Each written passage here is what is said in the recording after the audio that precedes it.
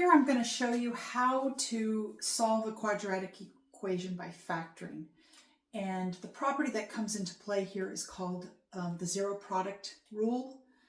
And that just means that if you have a product that's equal to 0, then one of the factors has to equal 0, or either one could equal 0. So here we have x squared minus 7x plus 12 equals 0. This is a quadratic function with a equal to 1, b equal to negative 7, and 12 is c equal to 0. So we can solve this, and we're going to try to factor it. And as it turns out, we can factor this. Not always can you factor it, but in this example. So basically factoring is reversing what you do when you FOIL.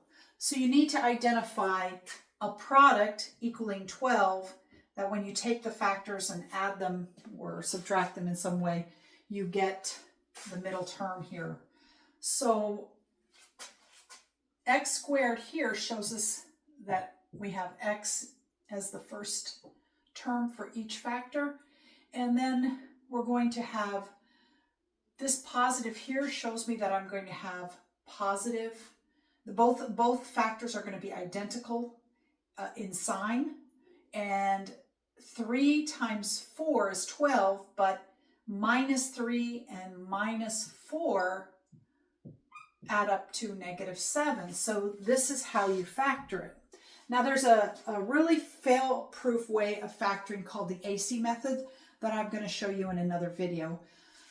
But most people, and in fact, when I was young and learning how to factor, you just kind of do it by trial and error. And so I figured this out. And so we can see then that if we have two factors multiplied to get 0, either one of them can be 0. So either x minus 3 is equal to 0, or it's possible that x minus 4 is equal to 0. And if x minus 3 equals 0, that just means that x has to equal 3. And if x minus 4 is equal to 0, then that just means that x has to be 4. And so this is the solution to our quadratic equation. In this example, notice that my equation is not in this form. So you have to get it in this form before you start factoring. The zero product rule necessitates that the product is 0. And here we have a quadratic function equal to 4. So to fix that, I'm going to subtract 4 from both sides of my equation. And now this equation is equivalent to 4b squared plus 8b plus 3 is equal to 0. And you want it, the first terms of the factor, I'm going to try 2b and see what I can get here from that. And let me think.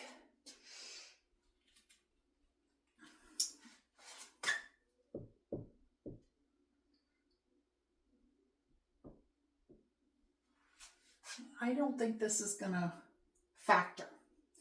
So the only way, because if I get 2b squared, I could try b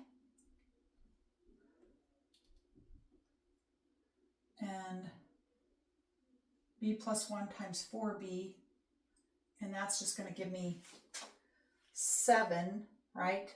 3 plus 4 is 7, and I have an 8 there. And if I go with 2, let's see,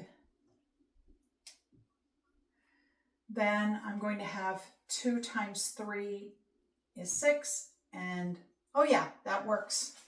I should have stuck with what I started with. All right, so sometimes you can see this method is kind of like guessing. You try different things, and here notice that 2b times 2b is 4b squared, and then I have 2b plus 6b is 8b, and 1 times 3 is 3, so this works, okay? But like I said, this is kind of like a guessing sort of way of doing it, and this is how I learned as a child growing up, but I found a much better way when I had to teach this, and I'm going to show that. It's called the AC method. You're probably familiar with it. but I'm going to show you in another video how to do that. All right, so here we have our product equal to 0. Now I can set each factor 2b plus 1 is equal to 0. And then I subtract 1 from both sides, and I get 2b is equal to negative 1. And then if I divide both sides by 2, I get that b is equal to negative 1/2. So that's one solution. And then from this factor, I do the same sort of thing. I subtract 3 from both sides, and I get 2b is equal to negative 3. And then I divide both sides by 2, and b equals negative 3/2. Okay, so that's how we solve a quadratic equation by factoring.